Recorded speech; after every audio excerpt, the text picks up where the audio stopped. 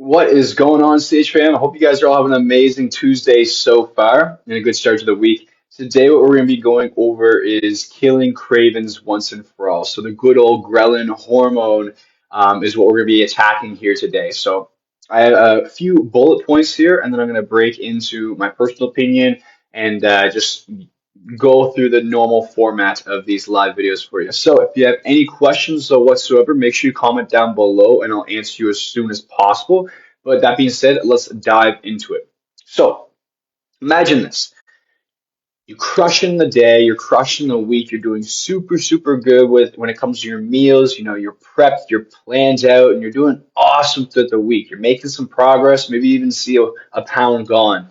And then that one night after work, you come home, you're stressed out, and you go a little extra easier on yourself. You're watching TV, and you grab that snack in the cabinet, and you have this bad craving, and you give into it. Next thing you know, you're eating, and then you wake up the next day and the next following days, and your weight's back up, and you're stuck again, and you have that feeling after. That's what we're going to be going over today on how we can break that little cycle so that way you can consistently lose this weight without being stopped in your path from these little cravings that may come up. So usually when it comes to cravings, there's like two types. Number one is just overall just being like super, super hungry. Number two is like a specific craving for like a specific food. So like a lot of pregnant women will get this because your hormones are all over the place and you'll have like really weird cravings. Like I want pickles or I want, chocolate and cereal. It's just really weird cravings. So breaking that down, number one of the most important things here that help a lot of my clients who've had these struggles is setting up some structured eating. Okay, so when I say structured eating, what do I mean by that? I don't mean being very restrictive on yourself or nothing like that. I just mean knowing how many times a day you're going to eat, having a proper plan out. So, how many times a day will I eat? What times will I typically eat at? And breaking all that down. Because ultimately, a lot of the busy women I work with, one of their struggles is before they even know it's one of their struggles is that they skip a lot of their meals, and this will cause them, number one, to possibly not get enough calories in the day. Number two, though, is that it causes that late night binge that will typically happen. So, you go home from work, you're starving, you eat supper, you eat it while you're making it, then you have some more snacks at nighttime, yada, yada, yada, and it just keeps going and going and going. Okay, so having structured eating is super important. So just know how many times a day do you want to eat.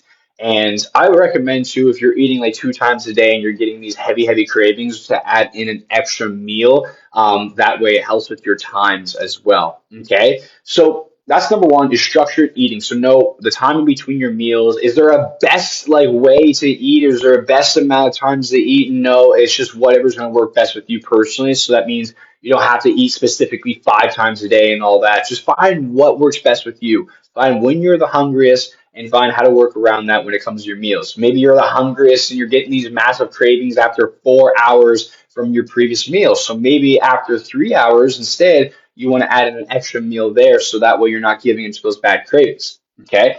So now, the next thing you can do is, and this is still on number one, is setting your specific cheat days. So knowing that you're not restricting yourself and you're just being more disciplined with yourself is way, way better because when you restrict yourself tremendously and you don't have any specific cheat days or anything like that, eventually you're going to really have those cravings in the back of your mind. You're not going to know when it's good to go give into them. Okay. So specific cheat days, this can sometimes help people. Sometimes it doesn't, though. It just depends on the type of person you are. But having a specific cheat day might actually help you. Okay, so that way you can look forward to it, you can work towards it instead of giving into it during the week. Now, the next one here, that was one of the most important ones I want to cover right there. The next one here is water consumption. So if you're the type of person who is just extremely hungry for anything, massive, massive cravings, drink some more water because that's probably going to do it right there. A lot of time we're just dehydrated and we're not actually like super hungry or anything. We just need to get more water in. So drink more water. It's plain and simple. Get some more water in. For ladies, you want to be eating about 92 ounces a day, I believe. So just keep working on getting some more water in throughout the day, and that's going to help you tremendously with keeping you full longer, overall health in general as well, and killing those cravings. So the next thing is This is kind of like a bonus, I guess, for you guys. A little extra key tip is to making sure that you're having high protein, high amounts of fiber in your food. You can also utilize caffeine to an advantage. Okay, so typically you don't want to go over 400 milligrams of caffeine a day, and you usually don't want to take caffeine after 3 p.m. for the average person in their sleep schedule. Okay, now when it comes to caffeine, tea, green tea, all that, what the good part about it is that it actually is like an appetite suppressant, so it keeps you full longer. So if you ever go take like weight loss pills, and a lot of times if you just read the packaging, it's going to have a couple ingredients. One of them is going to be caffeine. A couple others are going to be some random ones that don't really matter, and another one's going to be like this, maybe this specific bark that keeps you full longer and helps burn like zero point 0.5 pounds a year, something like that. The studies show. So as you can see, it's not really helpful. Like you might as well just drink that coffee, that black coffee, or like pre-workout or something, rather than taking the fat burning pills, because ultimately it's just caffeine in them. And what that's going to do for you is it just keeps you full longer. Just caffeine will keep you full much, much longer. So it's like an appetite suppressant. Okay. So you can use that to your advantage. That's for sure. I use it to my advantage right now because I am in a cut. And I adjusted my calories. So now I'm I'm working on just keeping myself full through the day. And right now I'm very successful with that. I don't feel full whatsoever. Ultimately, I have my first coffee in the morning, usually around like I think it's 8:30 or so, like on average. My next coffee, my last like hit of caffeine for the day is typically around anywhere between like 1:30 to like 3 p.m. is like the last bit I usually have caffeine. So that way I'll have my first meal at like 8:30 or so, we'll say. My second meal is around 2:30, 3 p.m. or so. So with that second meal and that coffee or whatever I use for caffeine, it'll hold me off and keep me full for the rest of the day. And then I'll have my supper, of course, and go to the gym. So the next thing here, though, breaking this down, is higher protein in meals, making sure that you're having high protein in your meals, and it's going to keep you full very long. So I had my breakfast this morning. It's about almost 1 o'clock now, and I'm still full to this point. Okay. And it's because my breakfast is so high in protein. I actually am testing something out. I'm testing even more protein in my diet right now. So I cut out my toast in the morning, and I cut out the peanut butter, and I switched it out with some sausages, excuse me, and some bacon just to try it out for this week to see how I feel with my energy. But ultimately, either way, I have like about 4 eggs every morning with egg whites, good cheddar cheese as well. So a very high protein breakfast, and that will hold me off for a while. So high protein meals, get that in, and that will keep you full longer. I believe like steak or like just protein in general takes like 6 hours or so to break down in your stomach. So it's very good to help keep you full. Okay. So the next thing that we have here is controlling your stress levels. So researchers show that a study on when it comes to stress and emotional eating, and they're very linked together. I even find like myself too when I'm really stressed. It's almost like my mental discipline kind of goes out the window, and I'm more easier to give into snacks, which is why it's important to not even hold them in your household.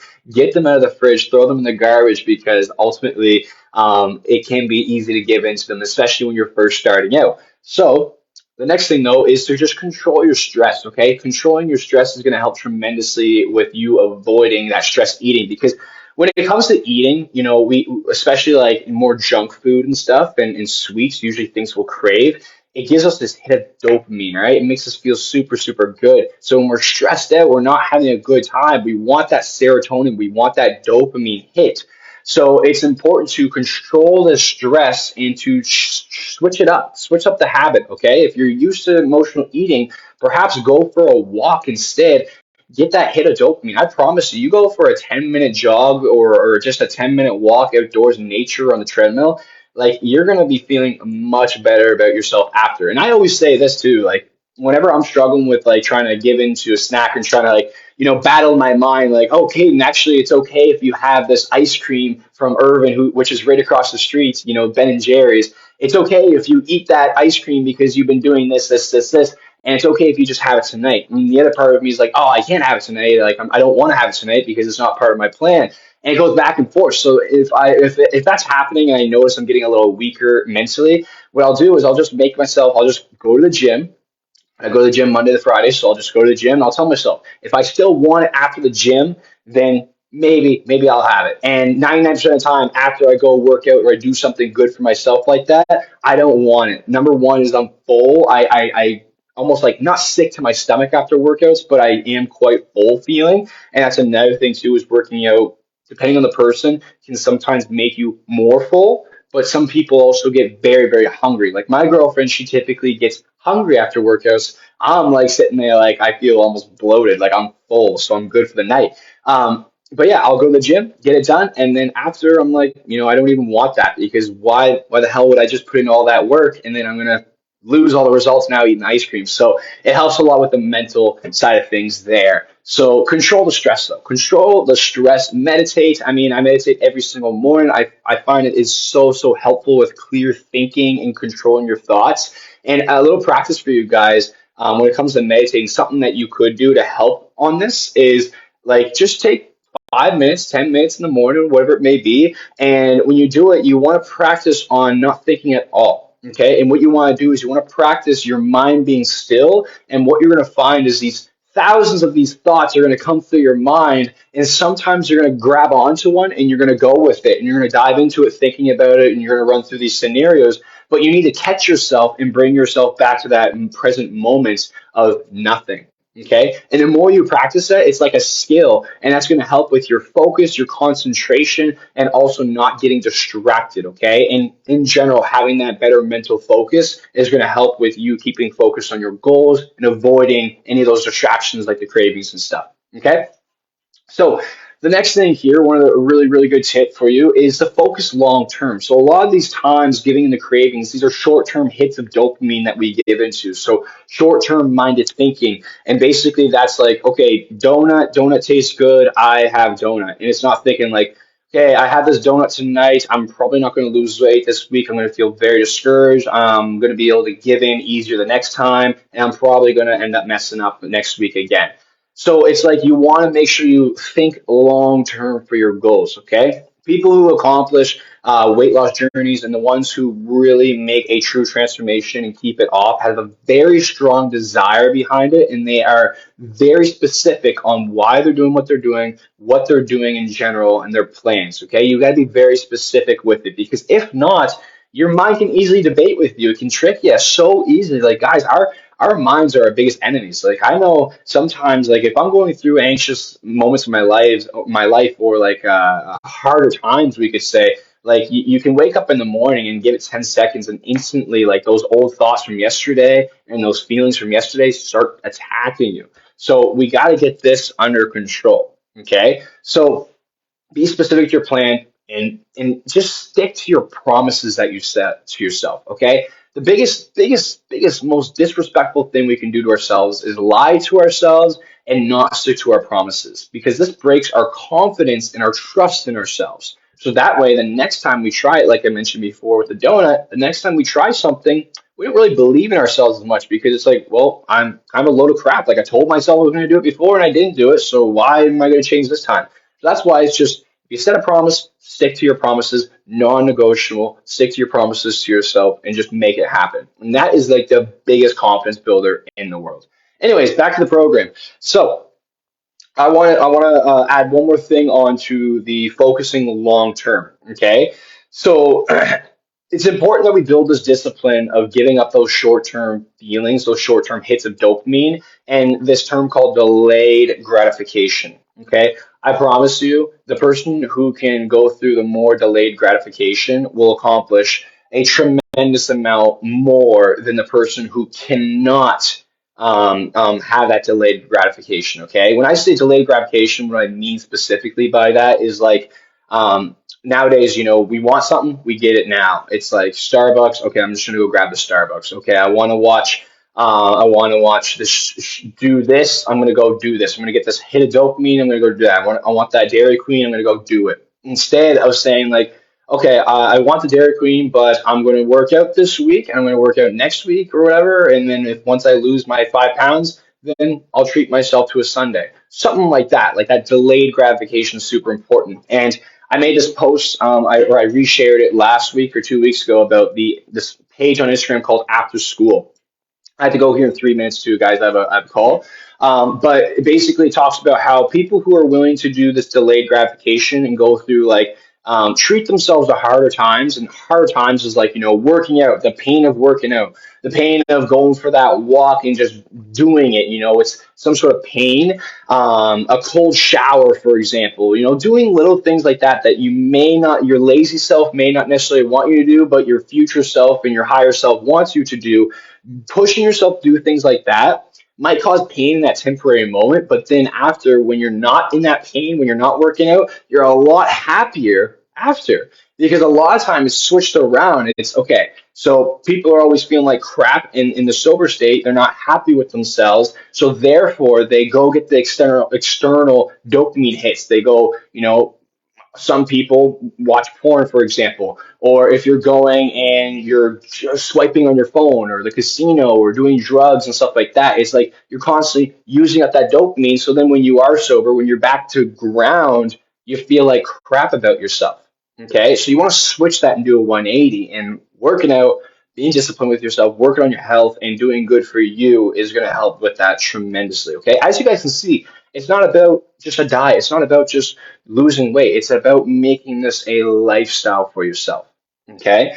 So now the next thing is just lastly, before I go, is planning ahead. So if you know you're going to go on a trip, if you know you have to take your kids to a hockey tournament or a basketball tournament, you're not going to be eating much, bring those snacks, okay? Bring the almonds, bring the beef jerky, bring that apple, bring a protein shake, whatever it may be. Plan ahead and always be prepared so that way you can work around these little nuisances that happen, okay? So these little events and stuff that happen, take control of it, okay?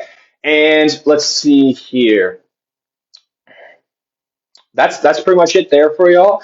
Now, two last things. So remember how I mentioned how there's two types almost of cravings. There's the number one where you have a craving for basically anything, and then number two is like a specific food. When it comes to specific food, it could be like a hormonal thing, like a lot of pregnant women. When it comes to hungry for anything, it's usually like you just need some water. And let's see here. Yeah, basically you just need to check, are you drinking enough water? Okay, how many calories are you consuming per day? Specific cravings could be a hormonal thing, or it could be with your stress levels. Okay, that's training for today, y'all. I gotta hop off, but if you have any questions for me, comment down below so I can answer you, or if you want to just privately message me, I can answer you there as well, just on my personal private profile.